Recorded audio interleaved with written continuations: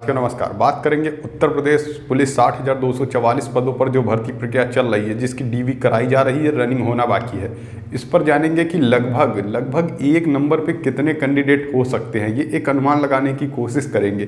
देखिए, इतना मुश्किल है ये कि ऐसे तो नहीं बताया जा सकता कि एक नंबर पे कितने कैंडिडेट हो सकते हैं, लेकिन हम आपको पिछली जो भर्तियाँ हुई हैं उनका दिखाएंगे कि एक नंबर पर कितना कैंडिडेट होते हैं, क्योंकि पूर्णांक उनका भी 300 नंबर का था और इनका भी 300 नंबर का ही है। पिछली दो भर्तियों को दिखाएंगे। एक तो हो गई 49,000 पदों वाली जो आई थी, एक जेल वार्डर फायरमैन। दो भर्तियां जो लेटेस्ट रही हैं उन पर दिखाएंगे कि एक एक नंबर पर कितना कैंडिडेट हो सकता है और आपको किस वजह से बाहर किया जाता है, किस वजह से बाहर होते हैं कैंडिडेट। अभी डीवी में अगर आपके साथ ऐसा हुआ है तो वहाँ पर ये दिक्कतें आ सकती हैं। ये सब कुछ हम आपको इस वीडियो में बताने वाले हैं। लेकिन आप लोग वीडियो को देखते हैं, चैनल को सब्सक्राइब नहीं करते, ये अच्छी बात नहीं है। चैनल को सब्सक्राइब जरूर कर लिया करें, क्योंकि आपको इसी तरीके से बेहतरीन जानकारी या कट ऑफ संबंधी या अन्य भर्ती कौन सी आई कौन सी नहीं है उसकी क्वालिफिकेशन संबंधी जानकारी मिलती रहेगी। तो चलिए देखते हैं। आप इसको अच्छे से समझिएगा तो आपको सब कुछ क्लियर समझ में आने वाला है। देखेंगे इस पे। देखिए, हमने आपको बताया कि जैसे कि एक एक नंबर पे कितने कैंडिडेट होते हैं वो हम आपको इस पे दिखाने वाले हैं। आप सही से देखेंगे तो आपको बिल्कुल क्लियर समझ आएगा कि हाँ, एक नंबर पे कितने कैंडिडेट हो सकते हैं। हाल ही में जो भर्ती कराई गई सबसे ज़्यादा लेटेस्ट भर्ती की बात करें तो वो रही जेल वार्डर और फायरमैन की भर्ती। वो भी 300 अंकों पर कराई गई। एसआई की इसलिए बात नहीं करेंगे क्योंकि वो 400 अंकों पर थी। उसके अलावा एक 49,000 की हम आपको दिखाने वाले हैं, किस तरीके से क्या कितने कैंडिडेट रहते हैं।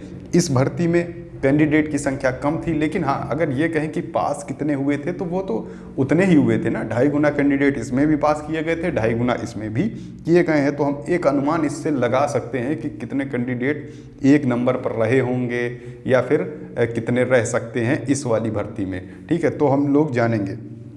देखिएगा, अभी देखें कि देखो, आप देखेंगे फर्स्ट रैंक जो आई है उसके 296.94 नंबर हैं।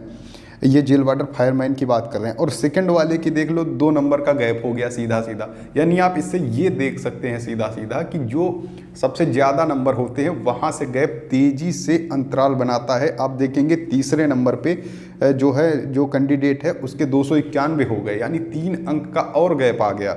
और चौथे का 2 अंक के साथ 289 हो गया, फिर 286 कुछ दो तीन लोग के रहे, फिर 283। यानी अगर देखा जाए कि 300 से इधर की ओर बहुत ही जल्दी हम लोग आ रहे हैं। 296 से 275 270, तो आने में मात्र 20 कैंडिडेट में हम 270 पे आ चुके हैं।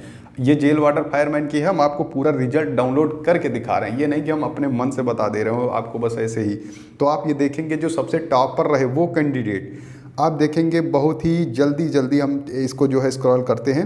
246 पे 59 आ गए। आप सोचिए, 246 पे 59 कैंडिडेट आ चुके हैं, यानी 250 आते आते मात्र कितने कैंडिडेट रहे? 60 कैंडिडेट रहे मात्र। 300 से 250 आते आते मात्र 60 कैंडिडेट रहे।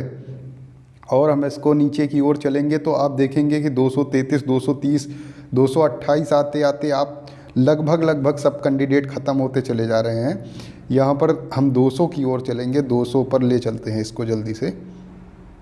ये 215 203, हाँ, यहाँ थोड़ी बात करेंगे। आप देखेंगे कि 215 या 225 तक तो ठीक ठाक रहा, लेकिन उसके बाद कैंडिडेट आप देखोगे तो मिल रहे हैं। जैसे 216 वाली बात करें, 256 से लेके जो है 268 तक रहे। तो यहाँ पर कैंडिडेट 13 से 14 रहे। अब यानी जितना हम नीचे की ओर आते जाएंगे उतने कैंडिडेट मिलते हमें चले जाएंगे। इसका सीधा सा मतलब ये है। अब हम सबसे लास्ट में चलेंगे कि इसमें सबसे लास्ट में कितना कैंडिडेट वो जो है सिलेक्ट हुआ। जो यहाँ पर सबसे लास्ट कैंडिडेट रहा, अगर जनरल की बात करें तो जनरल में सबसे लास्ट कैंडिडेट हुआ 191 पर। समझ लीजिए आप कितने कैंडिडेट आ गए? 2409 कैंडिडेट 191 पर आ गए। 300 से 191, यानी 110 नंबर का लगभग अंतराल। और आपको कितने पर ला दिया? मात्र जो है यहाँ पर कैंडिडेट हुए 2408। अब ये छोटी भर्ती थी, चलो ये छोटी भर्ती है, आपने कह दिया कि ये तो छोटी भर्ती थी तो कम कैंडिडेट सेलेक्ट होंगे ही जब कम कैंडिडेट एग्जाम दिए। तो चलिए हम एक बड़ी भर्ती की ओर चलते हैं, बड़ी भर्ती को भी देख लेते हैं। ये एक बड़ी भर्ती का रिजल्ट है। कौन सी बड़ी भर्ती? 49,000, जो आप कहोगे कि हाँ इसका रिजल्ट देखना जरूरी है। इस पे देखेंगे कि एक हम ले लेते हैं, देखो ऊपर ज़्यादा नहीं लेंगे, 200 के ऊपर कैंडिडेट बस गिने चुने जा पाते हैं। उसके नीचे जो मेरिट लगती है, जैसे जो मेरिट लगी इसमें, उसमें देखेंगे आप सबसे ज़्यादा जो अंतराल रहा होगा वो कहाँ पर रहता है। सबसे ज़्यादा जो कैंडिडेट होते हैं वो अक्सर जो है मेरिट के आसपास देखने को मिलते हैं। तो इसमें हम जो है बीच में लेते हैं। बीच में एक कैंडिडेट आप देखेंगे कि फर्स्ट सीरियल नंबर देखिएगा, एक नंबर 193.87, मान लेते हैं हम 194 नंबर इसके थे, तो हम 193 तक आते आते कहाँ पर तक आ जाएंगे एक बार को देख लेते हैं। ये रहा 193, आप देखेंगे 510, यानी एक नंबर में 510 कैंडिडेट लगभग यहाँ पर आपको मिल जाएंगे। कहाँ पर? ये मेरिट के आसपास वाले हैं। तो आप ये देखेंगे, अगर हम ऐसे बात करें कि इसकी मेरिट कितनी जा सकती है, क्या जा सकता है, तो आप देखेंगे कि जैसे आपकी मेरिट है ओबीसी की, मान लो कि 199 के आसपास है और जनरल की 224 के आसपास है, तो आप ये मान लें, उसी हिसाब से देख लें कि एक नंबर पे मात्र मेरिट के पास सबसे ज़्यादा कैंडिडेट होंगे। हो सकता है एक नंबर पे कम से कम 2 से 2,500 कैंडिडेट हो, और इससे ज़्यादा हो सकता है। सबसे ज़्यादा कैंडिडेट जो है मेरिट के पास होते हैं। जैसे जैसे इसका जो है अंतराल बढ़ता जाएगा, 300 की ओर हम बढ़ते जाएंगे, वो उतना ही कम होता चला जाएगा। ठीक है, इसकी मेरिट यहाँ पर आप देखेंगे कि कम थी पहले, तो इसमें 193 हमने एक नंबर में आपको दिखा दिया, 510 कैंडिडेट। अब आप इसमें सोचेंगे कि इसमें कितने होंगे, जिसमें 60,000 पद हैं, तो इसमें कम से कम एक नंबर पे 2-2 हज़ार कैंडिडेट होंगे। वो सिर्फ मेरिट के आसपास वालों की बात कर रहे हैं, और मेरिट से जितना हम दूर जाते जाएंगे उतना ही कम कैंडिडेट आएंगे। मान लो कि टॉपर जो है 293 पर हो गया, 295 पर हो गया, तो वो फिर वहाँ से अंतराल एक बहुत ही जल्दी बन जाएगा। 250 तक तो आते आते समझ लो कि सब वही लगभग 5-6 हज़ार कैंडिडेट बचेंगे। 250 तक आते आते 5-6 हज़ार बचेंगे इस, क्योंकि ये बड़ी भर्ती है, इतने कैंडिडेट हो सकते हैं कि 250 तक जो है 2-4-5 हज़ार कैंडिडेट देखने को मिल जाएं। उसके बाद फिर जो है कैंडिडेट की संख्या बढ़ने लगती है, एक नंबर पे संख्या बढ़ती है। जैसे कि हो सकता है कि 250 से 249 के बीच में आपको 100 कैंडिडेट मिल जाएं, फिर 200 मिल जाएं। इस तरीके से जितना हम कटाव के पास आएंगे उतने कैंडिडेट ज़्यादा मिलेंगे। तो ऐसे इसका अनुमान भी नहीं लगाया जा सकता, लेकिन हमने कोशिश किया है आपको बताने की कि जैसे मेरिट के आसपास जो होंगे सबसे ज़्यादा कैंडिडेट उसी के आसपास रहते हैं, क्योंकि नॉर्मलाइज स्कोर होके कहीं ना कहीं उसी के आसपास ले जाता है आपको। जिसके नंबर कम होते हैं नॉर्मलाइजेशन, ये मान लो कि नॉर्मलाइजेशन में अगर आपका सिलेक्शन हुआ है तो आप उसी के आसपास हैं, मेरिट के ही आसपास हैं। हाँ, किसी किसी को ज़रूर फ़ायदा मिल जाता है, ऐसा कह भी नहीं सकते। तो आप ये समझ लीजिए कि लगभग 510 हमने तो आपको दिखा दिए, लेकिन मेरिट के आसपास 2,000, 2,500, 3,000 भी हो सकते हैं मेरिट के आसपास। यानी अगर 199 कट ऑफ है ओबीसी की, तो 200 तक जाते जाते कम से कम 2,500-3 हज़ार कैंडिडेट तो होंगे ही होंगे। सिर्फ एक नंबर के अंतराल की बात कर रहे हैं। 200 से 201 में लगभग 2-2.5 हज़ार कैंडिडेट होंगे। इसी तरीके से वो फिर अंतराल कम होता चला जाएगा। अब देखेंगे कि कितने कैंडिडेट जो है किस तरीके से, क्या क्या रीजन होते हैं और किस तरीके से बाहर होते देखेंगे। ये लिस्ट भर्ती बोर्ड की एक अच्छी चीज़ है कि अगर आप सिलेक्ट नहीं भी हुए हो तब भी वो बताता है कि आप किस कारण से आपको बाहर किया गया है। चलिए, ये तो ओबीसी मेल हो गया कि इनका जो है बिलो रहा, यानी कम रहा, स्कोर ही कट ऑफ को नहीं पार कर पाए, तो एक अलग बात हो गई। और जो है जिनका नहीं हो पाया वो तो एक अलग बात हो गई। अब आप एक थर्ड नंबर पे देख रहे होंगे tie breaking rule. Tie breaking rule क्या होता है?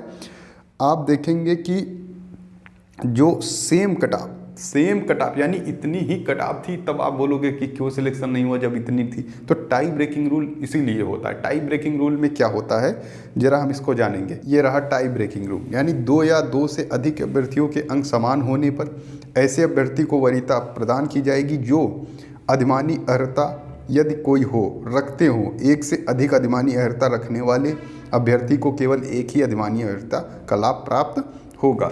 यानी टाई ब्रेकिंग रूल में ऐसा भी हो जाता है कि जैसे आपके नंबर, आपने 12th कर रखा है और आपका एक साथी है वो 12th के साथ जो है एनसीसी भी कर रखा है। ऐसे तो आपको एनसीसी का कोई फ़ायदा नहीं, लेकिन जब ऐसी कंडीशन आएगी तो उसको रख लिया जाएगा, आपको बाहर कर दिया जाएगा, बेशक सेम नंबर हो या कुछ भी हो। इस तरीके से यहाँ पर टाई रूल काम करता है। और किन तरीक़ों से बाहर किए जाते हैं कैंडिडेट को, डेट ऑफ बर्थ के कारण लड़के बाहर होते हैं। ये तो हो गया टाई ब्रेकिंग रूल। अगला हम दिखाएंगे आपको, अगला देखिए आप, date of birth rejected due to DOB general. अब ये कैसे रिजेक्ट हो गए आप बोलोगे? ऐसा होता है जैसे आप लोग DB PST इस समय करा रहे हैं, EWS OBC वाले कैंडिडेट, और उनको जनरल में डाल दिया गया है।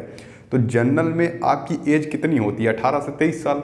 और वो कैंडिडेट वहाँ पर तो आरक्षण ले लिया OBC का, मान लो कि 5 साल 3 साल की छूट जो भी ले ली, और वहाँ पर जो है उनकी एज नहीं है, तो इस तरीके से वहाँ पर फिर वो कैंडिडेट बाहर ही होना है, क्योंकि वो जनरल के जितना है उसको पार नहीं कर पा रहा है। ठीक है, ये हो गया। और क्यों होता है? Unfit due to over age. अगर कभी कभी फॉर्म ऐसे भर दिए तो और ओवर एज आपका दिखा दिया।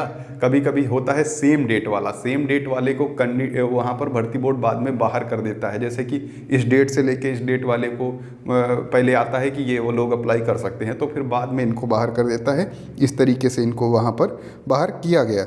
अगला देखेंगे तो बायोमेट्रिक मिसमैच रिजेक्टेड। आप देखेंगे कि बायोमेट्रिक में कभी कभी दिक्कत आ जाती है, तो भर्ती बोर्ड फाइनल रिजल्ट बनाते समय उसमें लिख देता है कि बायोमेट्रिक मिसमैच होने के कारण आपको बाहर किया जा रहा है। देखो इनके नंबर तो अच्छे थे पर इनका बायोमेट्रिक नहीं मिलान हो पाया और इनको बाहर कर दिया गया। ठीक है, यानी इतने रीजन होते हैं कि आपको जो है किस तरीके से भर्ती बोर्ड बाहर करता है। आप ये देख लीजिए, जो लोग कैंडिडेट उसमें जनरल में जा रहे हैं उनके लिए दिक्कतें हो सकती हैं। इसलिए जिनका DB अभी बाकी है वो लोग गलतियां ऐसी बिल्कुल भी ना करें। ठीक है, तो हमने आपको इस तरीके से बताया कि भर्ती बोर्ड किन किन वजहों से कैसे कैसे बाहर करता है, क्या क्या कारण होते हैं, सब कुछ तो हमने आपको बता दिया। और अधिक जानकारी अगर चाहिए तो चैनल को सब्सक्राइब जरूर कर लीजिएगा, वीडियो को लाइक करिए, शेयर करिए। Okay, thank you.